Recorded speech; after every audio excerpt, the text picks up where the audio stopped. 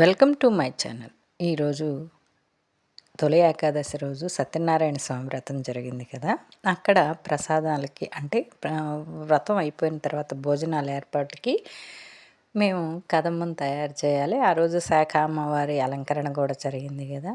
So స్పెషల్గా అన్నీ order ఇచ్చినా కానీ ఈ కదంబాన్ని మేమే గుడిలోనే రెడీ చేయాలి అని నిర్ణయించుకున్నాం. అందులో మా కష్టాలు ఈ కదంబం కలపటంలోని మా కష్టాలని చూసి మేమే నవ్వుకున్నాం. మీకు వీడియో షేర్ చేస్తాను. కదమ్మం చాలా టేస్ట్గా వచ్చింది, అందరూ బాగుంది అన్నారు. మీరు కూడా చేసుకోవాలి అనుకుంటే తయారీ విధానాన్ని చూపిస్తాను రండి. అందరం కూర్చొని కూరగాయలు కట్ చేసాం. కూరగాయలు అంటే ఇందులో ఉల్లిపాయ తప్ప అన్ని కూరగాయలు వేసాం.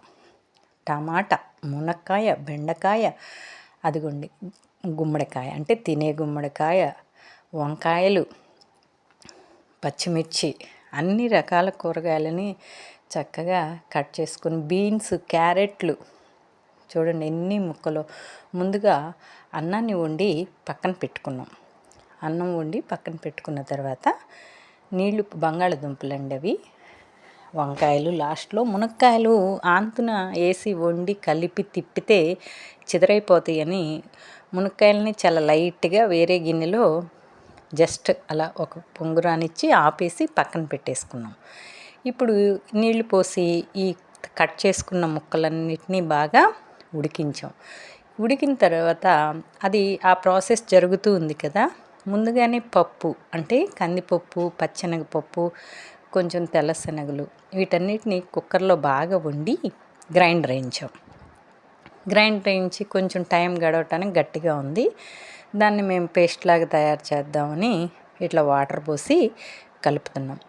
ఈలోపు ముక్కలు ఉడికేలోపు ఇందులోనే తగినంత చింతపండు గుజ్జు, ఆల్రెడీ చింతపండుని బాగా వేడి నీళ్ళలో నానబెట్టి మిక్సీ వేసి ఉంచుకున్నాం. సుమారు 3 కేజీల చింతపండు పులుసు పట్టింది. అందులోనే కళ్ళుప్పు కూడా పోసాము.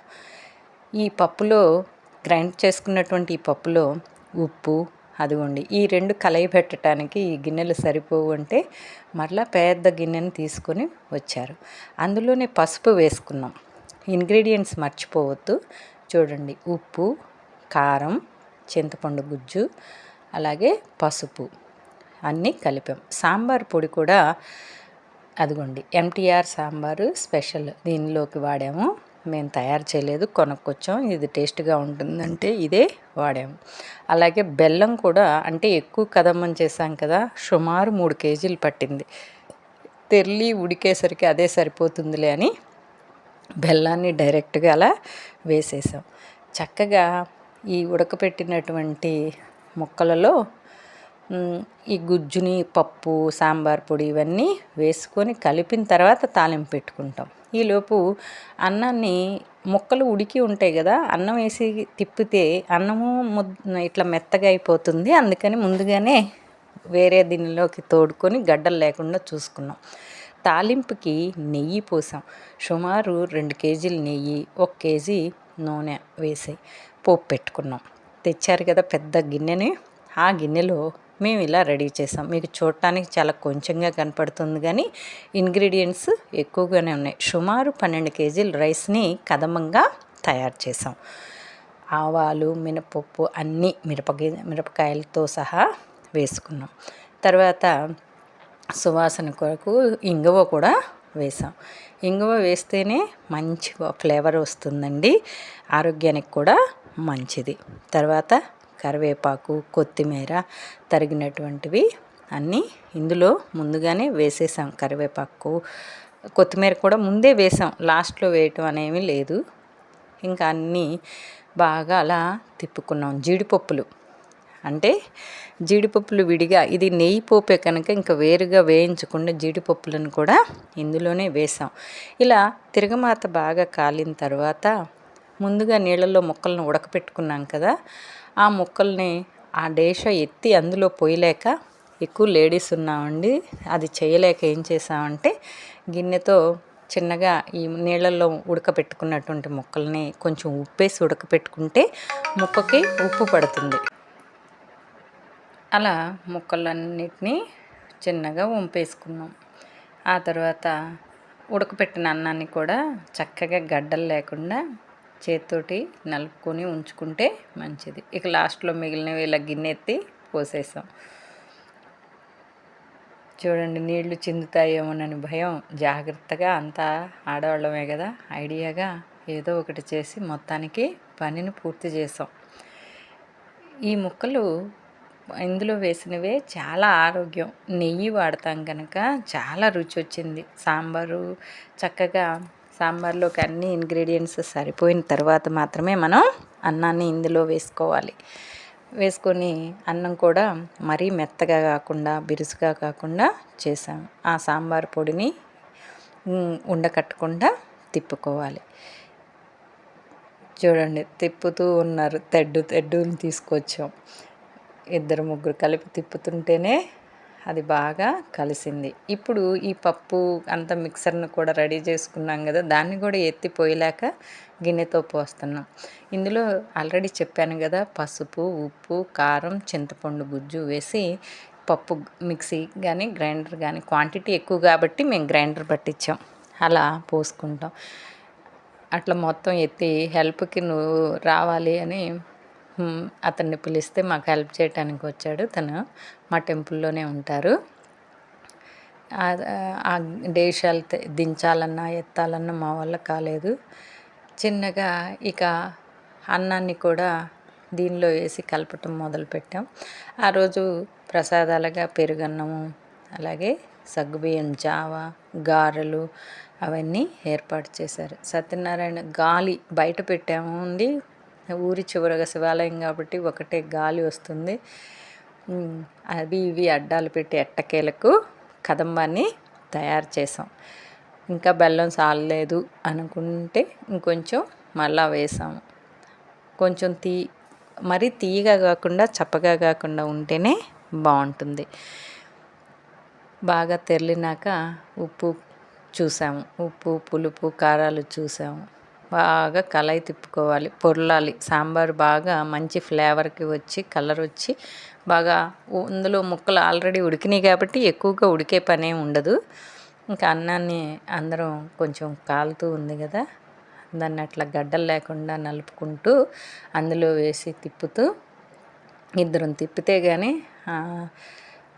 తను కూడా ఎక్కువసేపు తిప్పలేకపోయాడు. తలా ఒక చేసి తలా కొంచెం సేపు తిప్పుతూ అట్లా పూర్తి చేసాం. అన్నాన్ని బాగా అణుగ్గా కాకుండా మరీ గట్టిగా కాకుండా ఈ కదంబాన్ని దగ్గర పడే వరకు కొంచెం ఉడికించాలి. ఇది చూడటానికి చాలా పెద్ద ప్రొసీజరే ఉన్నా తినడానికి చాలా రుచిగా ఉంటుంది. పడిన కష్టం అంతా మర్చిపోతాం అందరూ బాగుంది బాగుంది అన్నప్పుడు. నేను ఏమీ వర్క్ చేయట్లేదు అనొద్దు, మధ్య మధ్యలో వీడియో తీస్తూ పని చేస్తూనే ఉన్నాను. లాస్ట్లో నేను కూడా కాసేపు వాళ్ళు తిప్పలేము అన్నప్పుడు నేను కూడా హెల్ప్ చేశాను.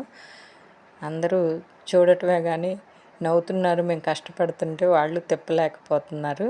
ఈ ప్రొసీజర్ అంతా 2-3 గంటలు పట్టింది. ఆ తరువాత సత్యనారాయణ స్వామి వ్రతానికి రెడీ హడావుడిగా వచ్చేసాం. 108 జంటలతో సత్యనారాయణ స్వామి వ్రతం బ్రహ్మాండంగా జరిగిందండి. తర్వాత అందరికీ ప్రసాదాలుగా అన్నప్రసాదన వితరణ జరిగింది. అందరూ సంతోషంగా తిన్నారు. మేము అంత కష్టం చేసిన ఆ వ్రతంలో కూర్చొని బాగా ఎంజాయ్ చేసాము. శాకామ్మవారి అలంకరణ అయిపోయినాక వ్రతానికి కావలసిన ఏర్పాట్లు చేసుకోవడం, ఆ తర్వాత కదమ్మం, ఆ తర్వాత మేము రెడీ అయ్యి వ్రతానికి రావడం, ఇలా ఒకటి దాని తర్వాత ఒకటి పనులు చక్కగా ఒక ప్లాన్ ప్రకారం చేసాము. అందరూ చేయబట్టే ఈ యొక్క కార్యక్రమం విజయవంతమైంది. మీకు కనుక వీడియో నచ్చితే లైక్ చేసి షేర్ చేసి సబ్స్క్రైబ్ చేయండి.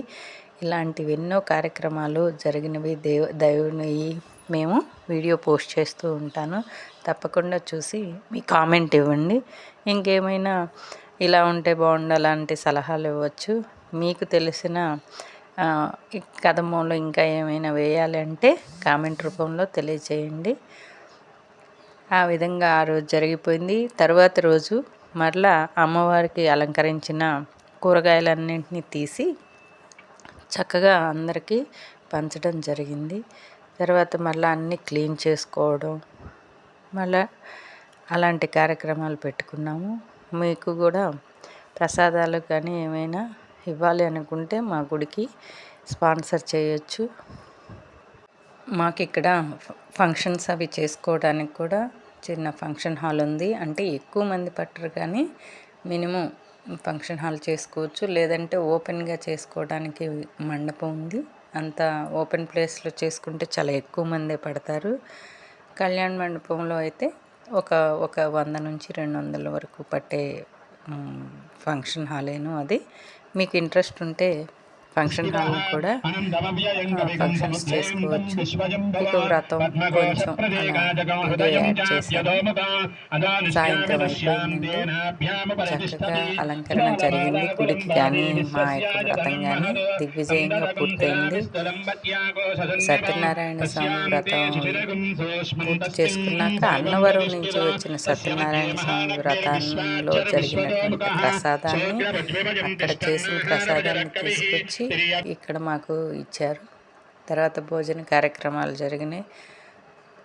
అందరూ ఓపెన్ ప్లేస్లోనే భోజనాలు చేసాం. కార్యక్రమం పూర్తి.